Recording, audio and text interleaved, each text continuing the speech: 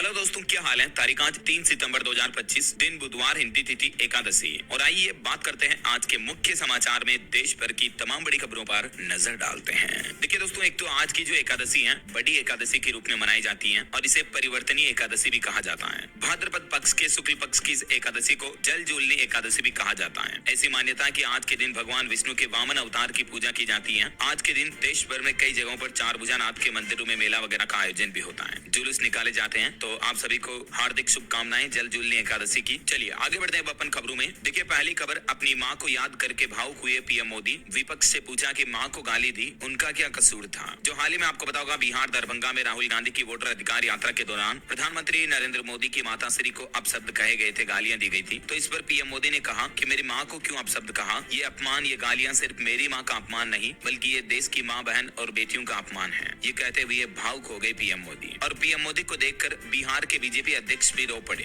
PM ने कहा कि मेरी मां का शरीर तो अब इस दुनिया में नहीं है। मेरी उस मां को जिसका राजनीति से कोई लेना देना नहीं है। आरजेडी और कांग्रेस के मंच से भद्दी भद्दी गालियां दी गई। तो इसी बात को लेकर प्रधानमंत्री नरेंद्र मोदी भावुक हो गए। और चलिए अगली खबर देखिए दोस्तों, आज से जीएसटी काउंसिल की मीटिंग शुरू होने जा रही है। 3 और 4 सितंबर को जीएसटी परिषद की बैठक होगी और खबर आने की इस बैठक में टीवी, एसी, वॉशिंग मशीन समेत कई सारे सामान सस्ते हो सकते हैं, क्योंकि इसमें जीएसटी 2.0 को लेकर कुछ बड़े फैसले लिए जा सकते हैं, जिसमें जीएसटी टैक्स स्लैब को 2 हिस्सों में बांटने पर चर्चा होगी। तो हाइब्रिड कार, इलेक्ट्रॉनिक सामान, शैम्पू समेत रोजमर्रा की कई सारी चीजें सस्ती होने की संभावना है। क्योंकि हाल ही में कुछ दिनों पहले आपको पता होगा, जीएसटी सुधार में 12% और 28% स्लैब को हटाने के प्रस्ताव को जीओएम की मंजूरी भी मिल चुकी है। तो अभी जो मौजूदा 4 जीएसटी स्लैब हैं, उनको घटाकर 2 ही स्लैब किए जाएंगे, 5% और 8%। प्रधानमंत्री नरेंद्र मोदी ने 15 अगस्त को दिल्ली के लाल किले से भी घोषणा की थी, आपको पता होगा। तो अब इस जीएसटी सुधार के बीच वित्त मंत्री निर्मला सीतारमण ने भी कहा कि इस जीएसटी सुधार से एक खुली और पारदर्शी अर्थव्यवस्था का निर्माण करेंगे, जिससे छोटे व्यवसायियों को भी फायदा होगा।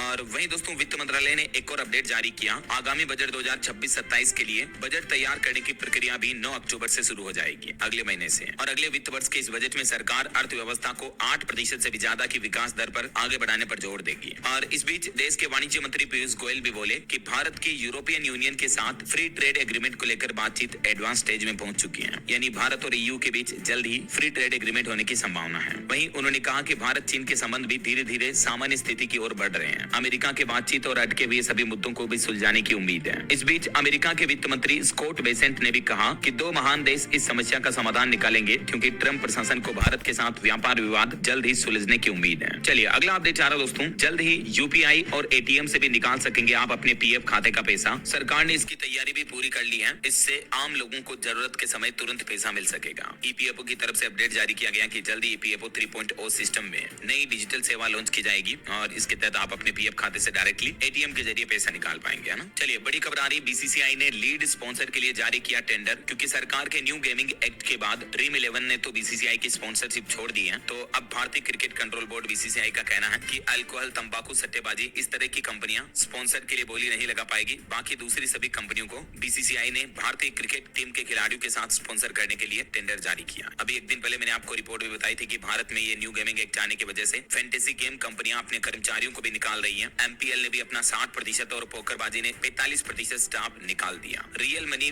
गेमिंग बैन होने का असर दिख रहा है मार्केट में, है ना। चलिए दोस्तों, अगली एक बड़ी अच्छी खबर देखिए। भारत में बनी पहली माइक्रो प्रोसेसर चिप, जिसका नाम विक्रम रखा गया, वो लॉन्च हुई। भारतीय अंतरिक्ष एजेंसी इसरो ने इसे अंतरिक्ष मिशनों के लिए बनाया है। और इसकी लॉन्चिंग पर पीएम मोदी बोले कि ये चिप आज की डिजिटल डायमंड है। बीते दिन पीएम मोदी ने दिल्ली में जो सेमिकॉन इंडिया 2025 इवेंट का उद्घाटन किया और इसी इवेंट में इसरो ने अपनी ये नई सेमीकंडक्टर चिप भी पेश की है। वैसे तो मेड इन इंडिया की कई सारी चिपों का निर्माण अब भारत में शुरू हो चुका है। अब सरकार का प्लान है सेमीकंडक्टर मिशन व डीएलआई योजना के अगले चरण पर काम हो रहा है। पीएम मोदी ने ये सेमिकॉन इंडिया का उद्घाटन करते हुए बयान दिया। और इस मौके पर प्रधानमंत्री नरेंद्र मोदी बोले कि आर्थिक स्वार्थ से अर्थव्यवस्था में चुनौतियां आई। भारतीय जीडीपी फिर भी 7.8% बढ़ी है। एक दिन दुनिया कहेगी made in India, trusted bye world. और इस सेमिकॉन इंडिया 2025 के समिट में पीएम मोदी ने एक और बड़ा दावा किया। पीएम बोले कि भारत की सेमीकंडक्टर यात्रा अब अजेय है। 18 अरब डॉलर का निवेश आएगा और जल्द he made in India chips देखने को मिलेगी। पीएम ने कहा कि भले ही हमारी यात्रा देरी से शुरू हुई हो, लेकिन अब कोई भी ताकत हमें रोक नहीं सकती है। और सरकार का कहना कि आगे भी भविष्य में सेमीकंडक्टर परियोजनाओं को सरकारी मदद मिलना जारी रहेगी। डिजाइन से जुड़ी छूट का भी विस्तार होगा। देखिए, एक रिपोर्ट के मुताबिक वैश्विक सेमीकंडक्टर बाजार साल 2030 तक $1 ट्रिलियन